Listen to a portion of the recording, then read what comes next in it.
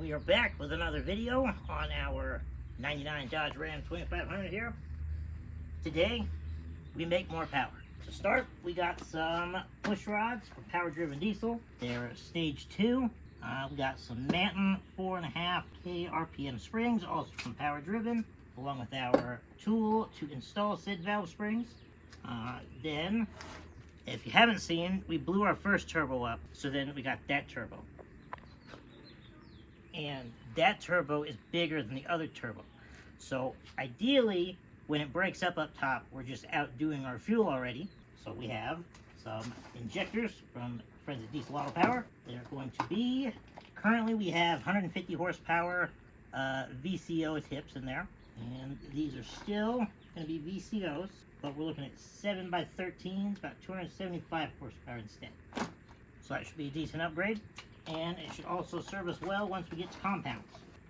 Next up, completely unnecessary, but it's red. It looks cool. We're going to slap a grid heater delete in there. Mainly because our grid heater relay is stuck on and it burned itself out.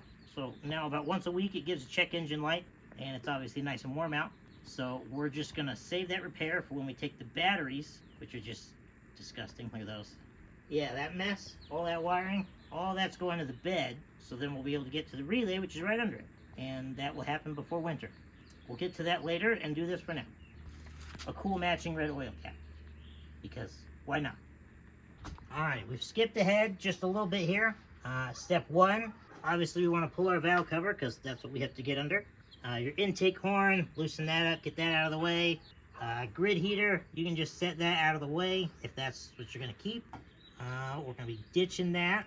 And then, next up, it's going to be important you have like an area set out where you can put things, because we're going to be pulling our rocker arms here and our rocker arm bridges down there. And you want to keep the bridge with the arm in order all the way down. So we will start there. I found my other small torque wrench. That'll be handy when we put these back on. Right over there, and I walked past it a bunch on the King's box.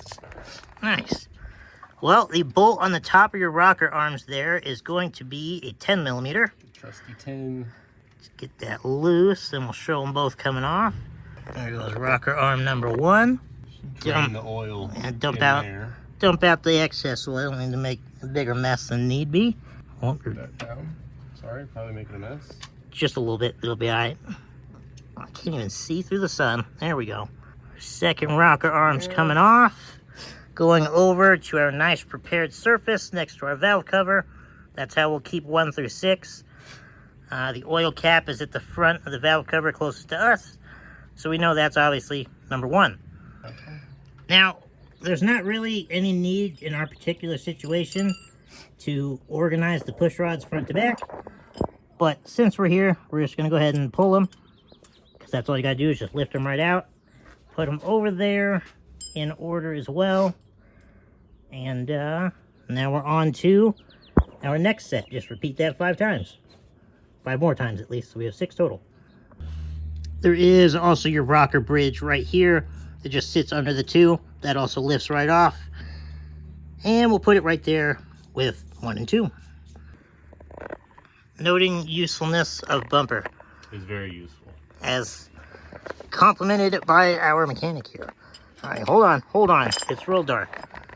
Alright, we're pulling out our last push rod, which, as you can see, you still can't see it, but it's tucked under the cowl there. There's going to be 2, 3, maybe 4 different holes under there that the push rods for 5 and 6 are going to poke up in. Go ahead. You can poke them up in there at the top and then wiggle the bottom out just to the side and bring her out just like so. That completes pulling all of the rocker arms and the push rods. Now we're going to go and pull the injectors out. The injector hold down bolts there are going to be an 8 millimeter. Normally when you do injectors, you just pull off the one he's doing right there, and then you can slip the hold down out. But in order to get our valve spring tool in, you are going to need to remove both 8 millimeters. This is our first time pulling the second 8 millimeter. And as you can see, oh, where's my finger? Right there. There is that extra little washer lip thing on it. And that goes on the inside. Or, yeah, show us the rocker arm. Yeah. The rocker arm just goes in there like that. Yeah, the hold down there. I'm saying the wrong things. The side that is open, that you can just slip out, that is the side that has the bolt with the lip on it. The other side is just a normal bolt. And then, as per usual, you take a valve cover bolt, you thread it down in the top of your injector, and you give her a tug.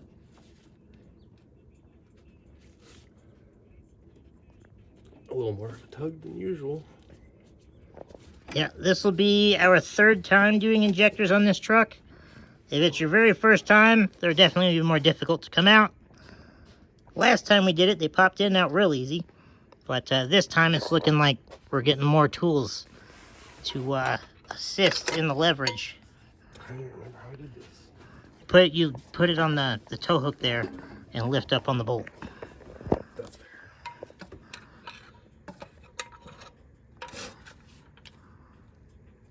Oh, I wouldn't just... I'd hold the bolt still so it doesn't pop way up. It's really not coming out like that. That's incredible. Nope, sometimes they're easy, sometimes they're not.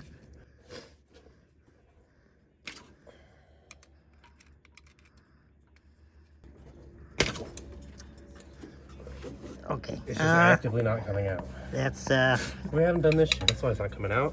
haven't done what? The fucking lines. We're retarded. Oh, We're a whole step behind. he's right.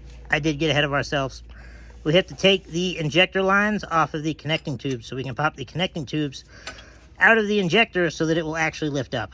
Alrighty, we just pull the injector line off of the top, and you take a flathead and you can pop it in there just enough to get the connecting tube loose so that it will clear the injector.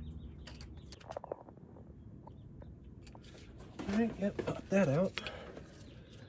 Now it'll come out. Ooh, nice and easy. Make sure your copper washer is on there. Yes. Don't leave any of those down in there. Always get that copper washer. So he is now going to pop off 2 through 6, the rest of the injector lines, as we should have done the first time, so that the rest of them come out like they should. And double, triple check that all your copper washers come out, because if you double stack them, you're gonna have problems, things will leak. And then when you're putting them back in, make sure they drop down in there nice and straight, or they stay connected to the injector. Because if you get that angled and then you go to snap your injector down in there and you bend that, then it's going to leak into more problems. And just, it's easy as long as you just go slow and steady. We're over here trying to knock this out quickly. Haven't done it our third time. And you see we... Alright, so fun discovery. Come on down here. You'll see the first 5 injectors, the first 5 injector hold downs. But then we get to 6, and the observant viewer will notice that there are more pieces there than there. That is because this is snapped clean in half. And that was just chilling in there for I don't know how long. We've noticed like a little like ticking kind of noise lately, and it didn't perform like it should have on the dyno recently. But then I did a massive burnout, and it was still didn't blow up. So it's a good thing we caught it when we did. And the tip of this injector is like crusty and gross and whatnot compared to the other 5. So we are going to continue with valve springs, and I have some parts to locate so we can put this thing back together. But that's obviously not going to be today. So that's sick. Now this part is super important. Pay attention. Now that the top of our motor is torn down and we can get to all of our valve springs, you're going to pull your crankcase breather vent thingy off the front. That's the hose it was attached to. That way we can get down to where it was attached to that bolt there. Do you recall the size? It is a 27. A size 27. You can see the little top dead center marking. And that is how you're going to figure out, or that's how you're going to turn the motor over, so that when you take your, you got it over there? Yeah. Your coat hanger with the bend, and you put it down in your injector hole. You can see number 2 is bottoming out on the piston there. Zoom in. Right there. So that means that is all the way up at the top. You'll just leave that in there as you rotate the motor. Put it in one that is not at the top. There's cylinder 1. Yep, see cylinder 1 is sunk all the way down in there. That would be bad. iPhone storage filled up again. But as I was saying, that would be really, really bad. If you put your valve spring tool on there and you compressed them down and took the keepers out, then your valves could fall right down inside of the motor and sit on the piston. But then you'd have to remove the whole head of the motor to get back to them. That's why it's so important that you turn the motor over with the coat hanger in there until you see that the piston is all the way as high as it can go. And in this case, what you said it was number 5? 2 and 5, yes. Cylinder 2 and 5 are both as high as they can go. So you'll do both of those sets of valve springs, as we'll show you in a second. Then you'll turn the motor over again and find your next 2 cylinders, do those. And then the third time, you'll turn the motor over one more time, find those last 2, do those, and then you're good. Mount the valve spring tool is mounted. It is labeled what direction it needs to face. We got the little bearing it comes with between the 2 washers under the nut. That is on number 2 cylinder, so it is all the way up like we just talked about. So now you just got to tighten her down. It will reveal our keepers. And then we lost our little pen magnet, but we have this magnetic flashlight that should do the trick. Tool is bottomed out, except we are still having to kind of pick at them a little bit with a little flathead there. It's longer than I thought, and this worked perfectly. Yep, one little set into our little handy dandy paper bowl. We will just do that 3 more times and then let the tool up. Now that we back the tool off, just take your 4 stock springs, pull them off. We're going to be reusing the top hats, and then we will just take our brand new springs right there, slap them on, and compress it down again. Kind of hard to see from over here, but you also can. The new spring on the far left there compared to the other 2 on the right. Your new ones are going to be taller, obviously, because we're looking for more spring rate and pressure to pull that valve up faster and keep it nice and secure in its home. And then as you're starting to tighten it back down, just be nice and slow and cautious. Make sure the valves come up through the holes nice and easily so you're not just pushing against them unnecessarily. Then we're taking our little keepers, just sticking them right down in their home. They pretty much just fall into place as long as you have the tool fully bottomed out. And then again, as you're backing it off, we're going to go nice and slow. Make sure the keepers get set in their places where they should be. Then you just remove the 8mm to pull the tool off. And you've got a new set of valve springs on number 2 right there. Then we will head to number 5, knock those ones out, and then we will get back to turning the motor over again and finding our next 2 cylinders. Okay, where did you just find the 4-leaf clover part of the valve spring tool that literally just exploded in your face? Well, it's all the way over here. It's on top of the transmission. Alrighty then. Well, there's the valve spring tool. All of this was compressed and on the motor. So we're back there at number 5. The tool went on perfectly fine, but then you can see it's all shiny silver at the top. It got super difficult, started to strip, and then it just snapped right in half. And then all 4 springs and the keepers and everything just exploded onto the ground. And luckily we were able to find everything. But now we have to order a new tool, and that on top of the broken injector hold down means this will now be a 4 to 5 day process at least. Not destroying my transmission stuff. So our tool here, thankfully, has a little square thing. So it's a quick little pound out. We should be able to go get a new one that's longer, the new nut. pounder back in. We'll be back in business for valve train stuff. And then that's, we haven't even started the video on that, so we'll just, yeah. That's the, and then just take a peek under there. You should be able to connect those dots. We'll get to that in a bit. It is the next day. Our tool here is fixed, we think. So, we're gonna continue on. Let me zoom in. Alright, cylinder 2 and 5 is done. But we struggled quite a bit with number 5. Slightly worried there for a bit. Didn't film it while I figured it out, but we're going to show you how to prevent what we just went through. Alrighty, coat hanger is going down. We're going to do number 1 next. And as you can see, it's going to drop clear down in there. Well, I have it a little bit up, but... A little up.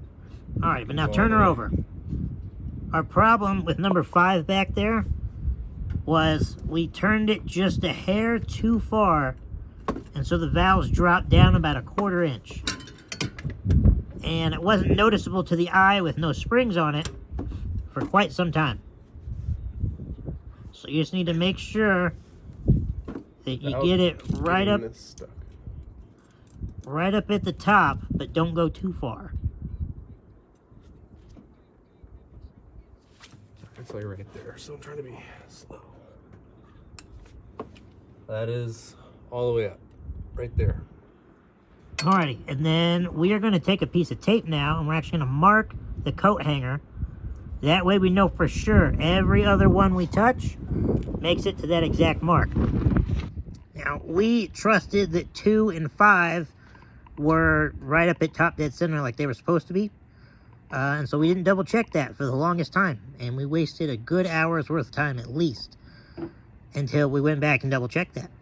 So, if you just mark your hanger and then make sure it's actually at the top and don't make any dummy mistakes like that, then it's nice and easy so far. And when you have your piston all the way at the top, the keepers just come out nice and easy like so. And then we'll go back for another set, and they'll come out in just a nice, timely manner. It's a really cool thing.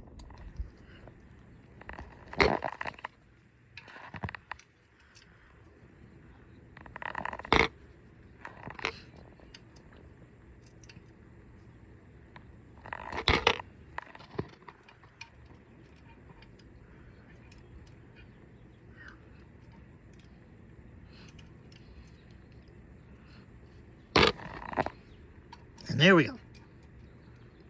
Was that not all of them? Not 6? No, 6. Now we got 7 and 8 coming.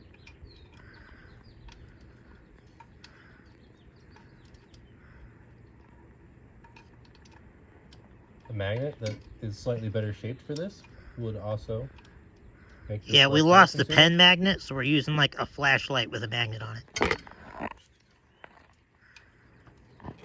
Should probably take this off of here too. I don't need any accidental bumps.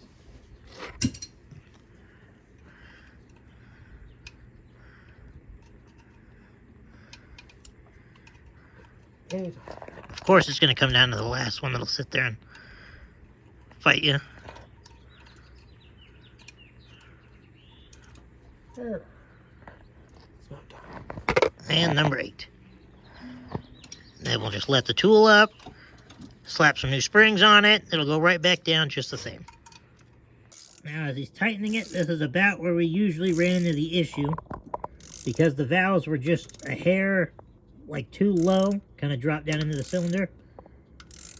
Things started to get crooked and just not line up. So now you can see the valves are clear up through the tool. So once that's bottomed out there, it will take the new keepers, or reusing the keepers, we'll take the keepers back without giving a fight like it did on number 5. Still in the real-time process, just time-wise of them going in how they should.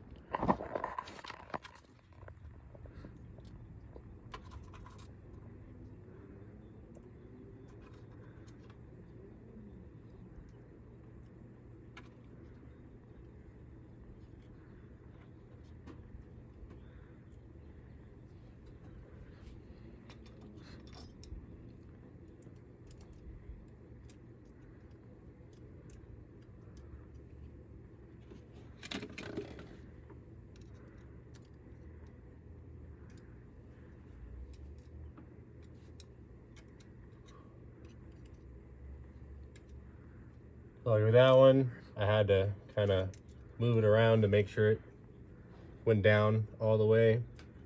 But when they go in there properly, you'll know. And they just sit down, and those should all be good. And you just slowly back it off.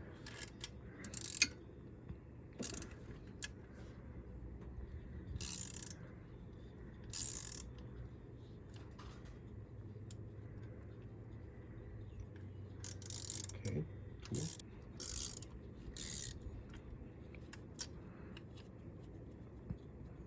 And we're good. As long as you make sure you turn your engine over correctly. This clip looks like it's 1.5 minutes, almost 2 minutes. So overall process, there's maybe 5 to 6 minutes into this front cylinder one here. Well, we have the last set of keepers right here. We're just going to go over the orientation. It's kind of hard to see, but there is a little lip, and maybe right there. That's the top. Oh, you can't. Hold on. Let's use this little pointer stick. That side is the top of it, which is going to be wider, and there's a little lip in there that sits on the valve stem, and that's what helps hold it.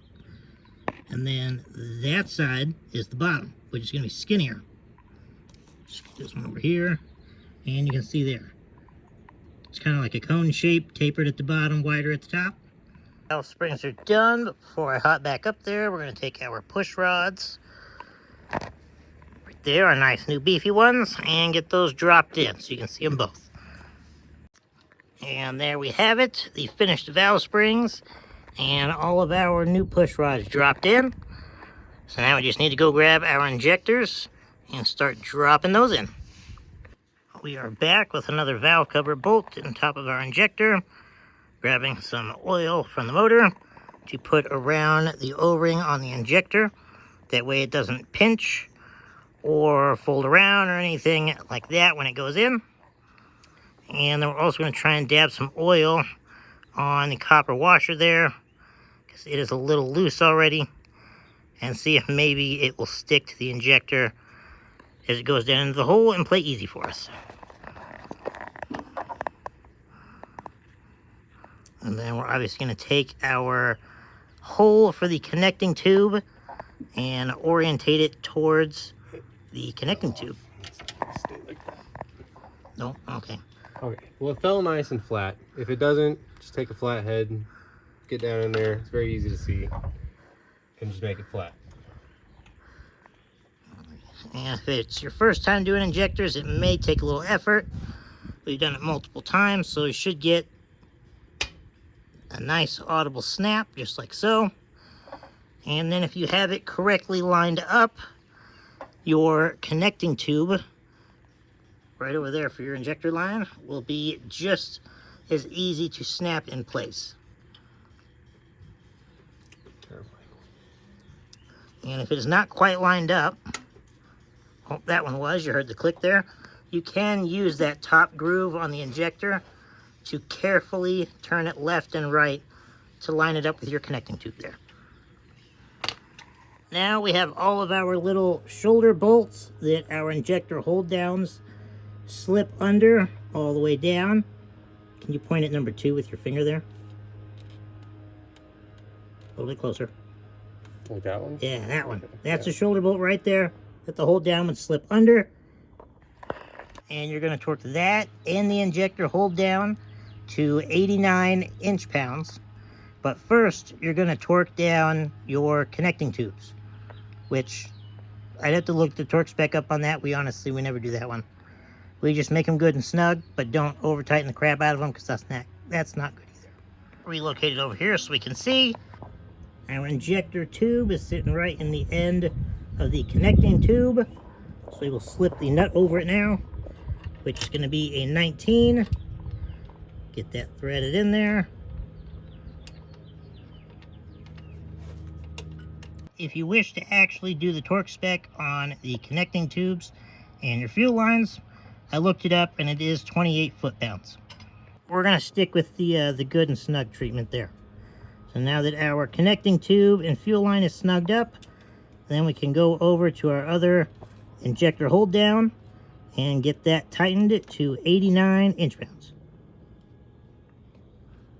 And then over torquing these, or over tightening, is what gets you the broken injector hold down usually, like you saw us pull out of number 6.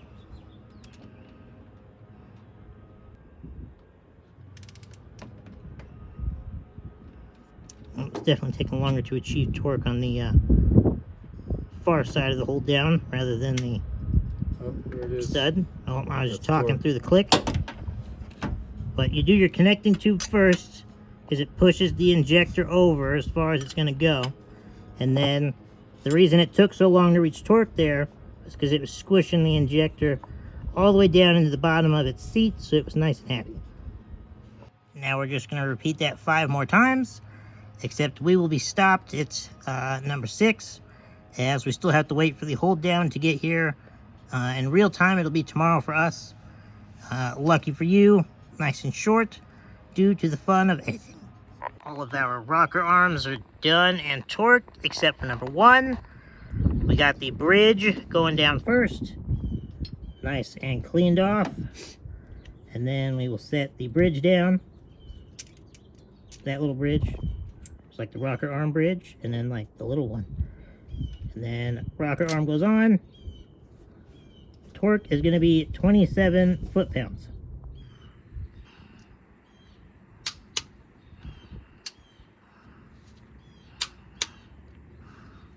Alrighty, we're fully done with injectors, valve springs, and push rods, aside from number 6 injector hold down, which will again get here tomorrow. So now we can slap the grid heater delete in, and we are good and out of things to do for today. We'll come back here with it. There is a little, the logo is going to face your driver battery and driver side over here, and there's a little dimple there, which is going to clear the number 1 injector line there. And you also have those 2 little ports. Those are going to face the cab. So that's about as detailed as you can get for orientating that. And we have fresh gaskets with it as well. Slap her in at will. We are back multiple days in the future. This here is broken number 6 hold down. There's our nice new one. This bolt, it's hard to tell on camera, but it is bent. We couldn't find a direct match, so we have 6 new ones. We will slap them on all of the injector hold downs, get them all torqued, do some valve lash real quick, and we will finally be wrapped up. Alright, well, it's snowing and very cold, so we're going to make this quick. We got our new part back in there. We got all of our new hardware on our injector hold downs, torqued to 89 inch-pounds again. And then we did valve lash. Oh, my batteries are getting wet. For valves, this short one here in the front, that's your intake. This long one here is your exhaust. Now, obviously 1, 2, 3, 4, 5, and 6. I will put on the screen right over here which ones you do at top dead center, and then which ones you do when you rotate it over to bottom dead center. Now, in almost all cases, you're going to do, on the little feeler gauge there, you're going to do 0.10 for the intake and 0.20 for the exhaust. Now, since I like all of the RPMs we can possibly get, and we have a slightly larger-ish turbo for single on a VP, it was recommended to me by multiple 1,000 plus VP people to run 0.08 on the intake and 0.18 on the exhaust. And they said that should make it a smidge quieter, just idling here, and it should help the turbo spool a little bit. So, I guess we'll find out. Now we got to crack 1 and 3 on the injector lines on the side there, once we get our valve cover on, and see if we can get it to start. But that's going to be a chore, as cold as it is, and priming it, and it's been sitting here in the cold for several days at this point, so we will find out. Alrighty, we're going to start cranking it until we get fuel out of our lines and tighten them up.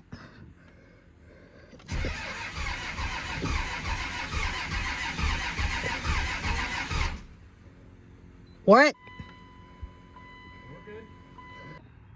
Alright, since this video is already getting long enough, it's just going to sit here and crank a while until it eventually fires off. So, I will resume then.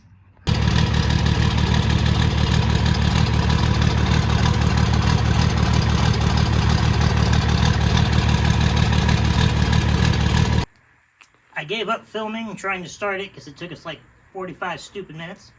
But as you saw, it runs. It does smoke a lot. We do need to work with that tune. But, we'll take it out and see what it does.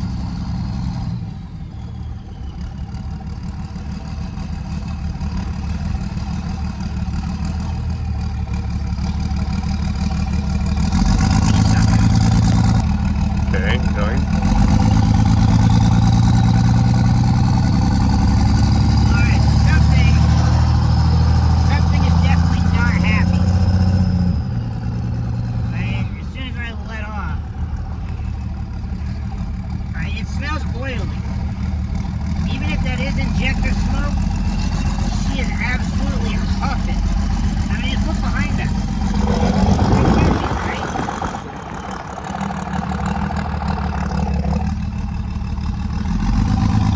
It's all choppy, the whole truck's shaking. Oh yeah, look behind us now.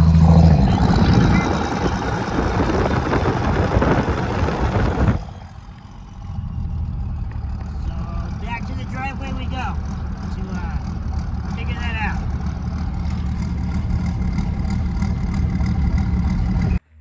Going. Issue has been located. We'll turn you over there and you can get the rundown.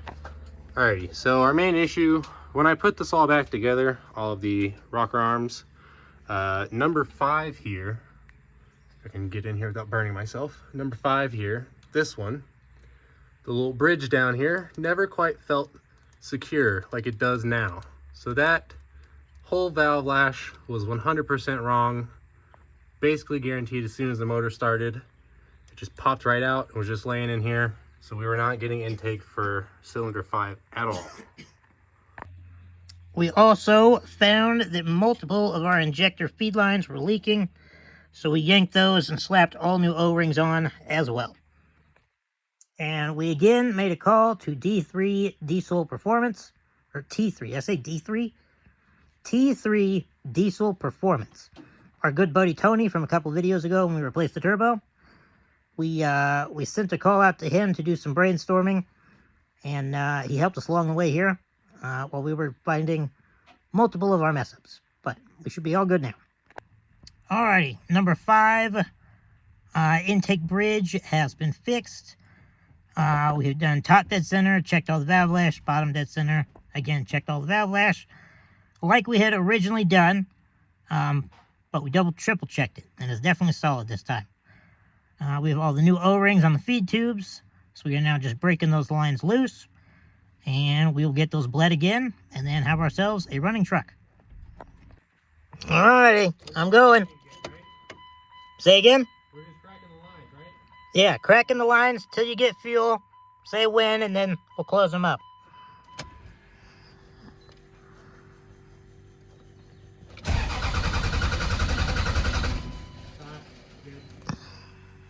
Said stop, we're good. He'll tighten those up, and then we will crank her over till she fires. Alright, here we go.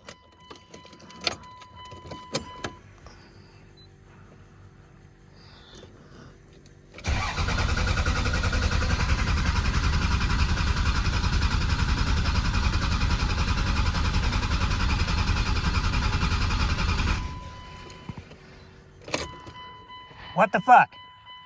Starting fluid.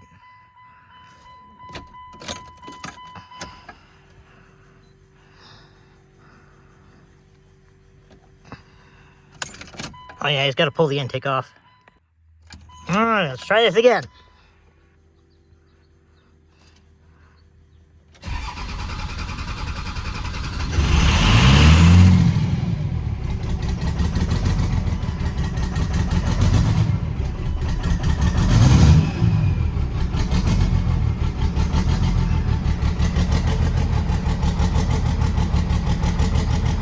There we go. Whoa, starting fluid kind of caught me a little off guard there, kind of gave me a little scare, but we good. That sounds much better. I forgot where we left off. So it started, it runs way better, but then we checked the oil again, and it was like all the way at the top of the safe, and now it's clear at the bottom. So on top of mixing fuel into our oil, we also burned a bunch of it because the intake valves on number 5 just didn't open that whole time. So it is close enough to do for an oil change that we are now going to postpone the driving again, do an oil change tomorrow, and then we'll go see how she rips. Because, oh, you stop it? You still going? Just going. Okay.